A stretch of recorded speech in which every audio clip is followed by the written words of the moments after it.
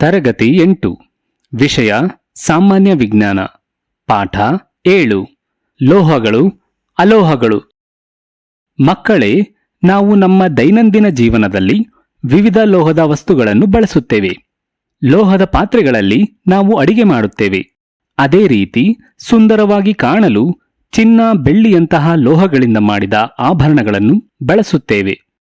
ನಮ್ಮ ವಾಹನಗಳು, ಪೀಠೋಪಕರಣಗಳು, ಬೀಗಗಳು ಮತ್ತು ಬಾಗಿಲಿನ ಹಿಂಜ್ಗಳು ಅಥವಾ ಹಿಡಿಕೆಗಳು ಸಹ ಲೋಹದಿಂದ ಮಾಡಲ್ಪಟ್ಟಿದೆ. ಲೋಹ ಮತ್ತು ಅಲೋಹ ಪದಗಳು ಸಂಪೂರ್ಣವಾಗಿ ಗುಣಲಕ್ಷಣಗಳಿಗೆ ಸಂಬಂಧಿಸಿವೆ. ತತ್ವಗಳನ್ನು 3 ವಿಧಗಳಾಗಿ ವರ್ಗೀಕರಿಸಲಾಗಿದೆ ಎಂದು ನೀವು ಈಗಾಗಲೇ ಓದಿದ್ದೀರಿ. ಹಾಗಾದರೆ ಗುಣಲಕ್ಷಣಗಳನ್ನು ಯಾವ 3 ವಿಧಗಳಾಗಿ ವರ್ಗೀಕರಿಸಲಾಗಿದೆ ಹೇಳಿ? ಸರ್, ಲೋಹಗಳು, ಅಲೋಹ ಮತ್ತು ಲೋಹಾಭ. ಖಂಡಿತವಾಗಿಯೂ ಸರಿ. ಗುಣಲಕ್ಷಣಗಳನ್ನು 3 ವಿಧಗಳಾಗಿ ವರ್ಗೀಕರಿಸಲಾಗಿದೆ: ಲೋಹಗಳು, ಅಲೋಹಗಳು ಮತ್ತು ಲೋಹಾಭಗಳು.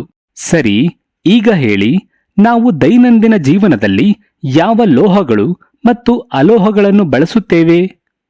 ಸರ್, ನಾವು ನಮ್ಮ ದೈನಂದಿನ ಜೀವನದಲ್ಲಿ ಅಲ್ಯೂಮಿನಿಯಂ, ತಾಮ್ರ, ಕಬ್ಬಿಣ, ಸ್ಟೇನ್ಲೆಸ್ ಸ್ಟೀಲ್ ನಂತಹ ಲೋಹಗಳನ್ನು ಮತ್ತು ಕ್ಲೋರಿನ್, ಆಕ್ಸಿಜನ್, ಅಯೋಡಿನ್ ಮುಂತಾದ ಅಲೋಹಗಳನ್ನು ಬಳಸುತ್ತೇವೆ. ಸರಿಯಾಗಿದೆ. ಪ್ರಪಂಚದಲ್ಲಿ ಎಲ್ಲಾ ವಸ್ತುಗಳು ಅಥವಾ ಪದಾರ್ಥಗಳು ಗುಣಲಕ್ಷಣಗಳು, ಸಂಯುಕ್ತಗಳು ಅಥವಾ ಅವುಗಳ ಮಿಶ್ರಣಗಳಿಂದ ಮಾಡಲ್ಪಟ್ಟಿದೆ. ಆದ್ದರಿಂದ ಈಗ ನಾವು ಲೋಹಗಳು, ಅಲೋಹಗಳು ಮತ್ತು ಲೋಹಾಭಗಳ ಬಗ್ಗೆ ಹೆಚ್ಚಿನ ಮಾಹಿತಿಯನ್ನು ಅಧ್ಯಯನ ಮಾಡಲು ಹೊರಟಿದ್ದೇವೆ. ಮೊದಲು ಲೋಹಗಳ ಬಗ್ಗೆ ತಿಳಿಯೋಣ. ಲೋಹವು ಉತ್ತಮ ಶಾಖ ಮತ್ತು ವಿದ್ಯುದ್ವಾಹಕವಾಗಿದೆ ಮತ್ತು ಅದರ ಹೊಳೆಯುವ ಮೇಲ್ಮೈ ಬೆಳಕನ್ನು ಪ್ರತಿಫಲಿಸುತ್ತದೆ. ಲೋಹಗಳು ತನ್ಯತೆಯನ್ನು ಹೊಂದಿವೆ, ಅಂದರೆ ಲೋಹಗಳನ್ನು ಎಳೆದು ಅವುಗಳನ್ನು ತಂತಿಗಳನ್ನಾಗಿ ಮಾಡಬಹುದು. ಲೋಹಗಳು ಧನಾತ್ಮಕ ಆವೇಶದ ಅಯಾನುಗಳನ್ನು ಧನಾತ್ಮಕ ಅಯಾನು ಅಂದರೆ ಕ್ಯಾಟಯಾನುಗಳನ್ನು ರೂಪಿಸಲು ತಮ್ಮ ವೇಲೆನ್ಸಿ ಎಲೆಕ್ಟ್ರಾನ್ಗಳನ್ನು ಕಳೆದುಕೊಳ್ಳುತ್ತವೆ. ಚಿನ್ನ, ಬೆಳ್ಳಿ, ಕಬ್ಬಿಣ, ತಾಮ್ರ, aluminium, magnesium, calcium, sodium, platinum ಇವು ಲೋಹಗಳು. ಬನ್ನಿ ಈಗ ಲೋಹಗಳ ಗುಣಲಕ್ಷಣಗಳನ್ನು ನೋಡೋಣ. ಲೋಹಗಳ ಭೌತಿಕ ಗುಣಲಕ್ಷಣಗಳು ಭಾಗ 1. ಲೋಹಗಳ ವಿವಿಧ ಗುಣಲಕ್ಷಣಗಳೆಂದರೆ ಲೋಹತ್ವ, ಹೊಳಪು, ಕಠಿಣತೆ, ತನ್ಯತೆ, ಕುಟ್ಯತೆ, ಶಾಖವಾಹಕ, ವಿದ್ಯುದ್ವಾಹಕತೆ, ಸಾಂದ್ರತೆ, ಕರಗುವ ಬಿಂದು ಮತ್ತು ಕುದಿಬಿಂದುಗಳು ಮತ್ತು ಧ್ವನಿವಾಹಕವಾಗಿದೆ. ಹಾಗಾದರೆ ಮೊದಲನೆಯದಾಗಿ ಲೋಹಗಳ ಸ್ಥಿತಿಯ ಬಗ್ಗೆ ನಮಗೆ ತಿಳಿದಿದೆ. ಭೌತಿಕ ಸ್ಥಿತಿ. ಲೋಹಗಳು ನಮಗೆ ಘನ ಸ್ಥಿತಿಯಲ್ಲಿ ಮಾತ್ರ ಗೋಚರಿಸುತ್ತವೆ. ಆದರೆ ಕೆಲವು ಲೋಹಗಳು ಈ ಲೋಹದ ಸ್ಥಿತಿಗೆ ಅಪವಾದಗಳಾಗಿವೆ. ಗ್ಯಾಲಿಯಂ ಮತ್ತು ಪಾದರಸದಂತಹ ಲೋಹಗಳು ಕೋಣೆಯ ಉಷ್ಣಾಂಶದಲ್ಲಿ ದ್ರವ ಸ್ಥಿತಿಯಲ್ಲಿರುತ್ತವೆ. ನನಗೆ ಹೇಳಿ, ನೀವು ಆಸ್ಪತ್ರೆಗೆ ಹೋದಾಗ ಡಾಕ್ಟರ್ ತಾಪಮಾನವನ್ನು ಅಳೆಯಲು ಥರ್ಮಾಮೀಟರ್ ಮತ್ತು ರಕ್ತದೊತ್ತಡವನ್ನು ಅಳೆಯಲು ರಕ್ತದೊತ್ತಡ ಮಾಪಕವನ್ನು ಬಳಸುತ್ತಾರೆ. ಇದರಲ್ಲಿ ಯಾವ ಲೋಹವಿದೆ? ಸರ್, ಪಾದರಸ. ಇದು ಒಂದು ಲೋಹವಾಗಿದೆ. ಸರಿಯಾಗಿದೆ.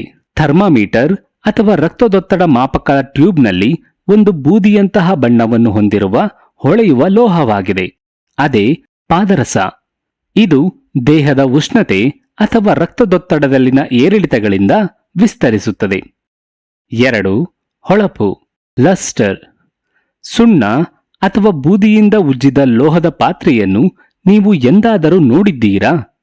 ಉಜ್ಜಿದ ನಂತರ ಆ ಪಾತ್ರೆಯು ಹೊಳೆಯುತ್ತದೆ ಮತ್ತು ಬೆಳಕಿನ ಪ್ರತಿಫಲನವು ಪಾತ್ರೆಯಲ್ಲಿ ಗೋಚರಿಸುತ್ತದೆ. ಇದರಿಂದಾಗಿಯೇ ಲೋಹದ ಪಾತ್ರೆಗಳು ಹೊಳೆಯುವಂತೆ ಕಾಣುತ್ತವೆ. ಉದಾಹರಣೆಗೆ ಸ್ಟೇನ್ಲೆಸ್ ಸ್ಟೀಲ್ ಪಾತ್ರೆಗಳು, ತಾಮ್ರದ ಪಾತ್ರೆಗಳು. ಕಠಿಣತೆ.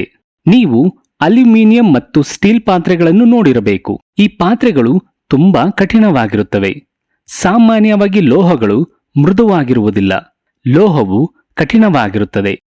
ಸೋಡಿಯಂ ಮತ್ತು ಪೊಟ್ಯಾಷಿಯಂನಂತಹ ಲೋಹಗಳನ್ನು ಹೊರತುಪಡಿಸಿ ಇವುಗಳು ಮೃದುವಾಗಿರುತ್ತವೆ ಮತ್ತು ಚಾಕುವಿನಿಂದ ಸುಲಭವಾಗಿ ಕತ್ತರಿಸಲ್ಪಡುತ್ತವೆ. ತನ್ಯತೆ. ನೀವು ಲೋಹದ ತಂತಿಯನ್ನು ನೋಡಿರಬೇಕು. ನಿಮ್ಮ ಮನೆಯ ವಿದ್ಯುತ್ ಕ್ಷೇತ್ರದೊಳಗೆ ವಿದ್ಯುತ್ ಸಾಗಿಸುವ ತಂತಿಗಳು ಲೋಹದಿಂದ ಮಾಡಲ್ಪಟ್ಟಿದೆ. ಅಕ್ಕಸಾಲಿಗನು ಆಭರಣಗಳನ್ನು ಮಾಡಲು ರಂಧ್ರಗಳ ಮೂಲಕ ಚಿನ್ನ ಅಥವಾ ಬೆಳ್ಳಿಯ ತಂತಿಯನ್ನು ಎಳೆದಾಗ ಲೋಹವು ವಿಸ್ತರಿಸುತ್ತದೆ ಮತ್ತು ಅದರಿಂದ ತಂತಿಗಳು ರೂಪುಗೊಳ್ಳುತ್ತದೆ. ಆದ್ದರಿಂದ ತನ್ಯತೆ ಲೋಹದ ಒಂದು ಗುಣ ಎಂದು ನಾವು ಹೇಳಬಹುದು.